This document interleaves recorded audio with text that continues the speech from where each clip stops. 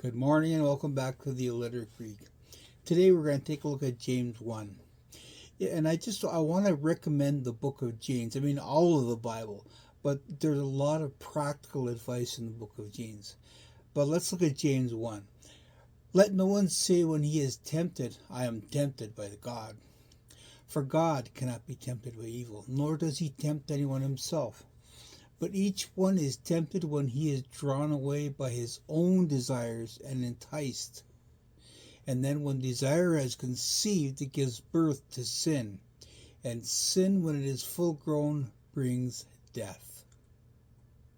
It says in the Psalms, there's a way that looks right to the way of man, but it's the way of death. I want to take a look at that word tempted.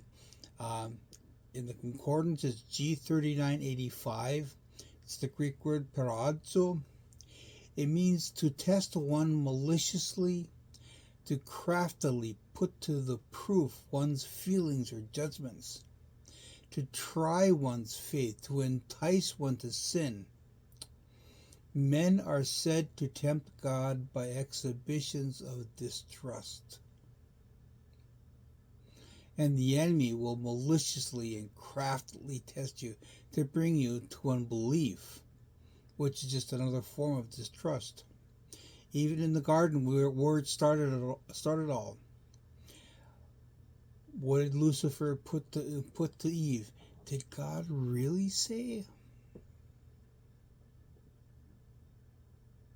Matthew 4 tells us when Jesus was being tempted in the wilderness by Satan, Jesus told him, "It is written, you shall not tempt the Lord your God." So don't try to tempt God by exhibitions of your distrust or your unbelief. Matthew 7 says, "Or what man is there among you who, if his son asks for bread, will give him a stone? Or he asks for a fish, will give him a serpent? If you then, being evil, know how to give good gifts to your children, how much more will your Father who is in heaven give good things who ask from him?" Beloved, the Lord wants to give us good things. He wants to show us the things in our lives that need to be changed, that aren't good, but it's our decision. James also says, "Do not be deceived, my beloved brethren. Every good gift and every perfect gift is from above, and it comes down from the Father of lights, with whom there is no variation or shadow of turning." So as we looked at the definition of tempted, the enemy will come to test us maliciously and craftily. He will try to entice us into sin. God does not entice us to sin.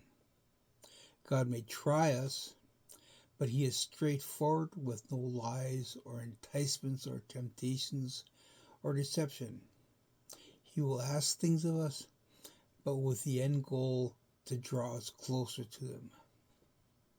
So, beloved brothers and sisters, listen to God. Listen to the things that he brings to you.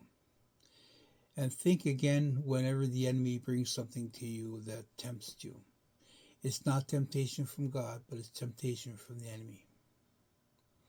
Thanks again for coming. Lord bless all.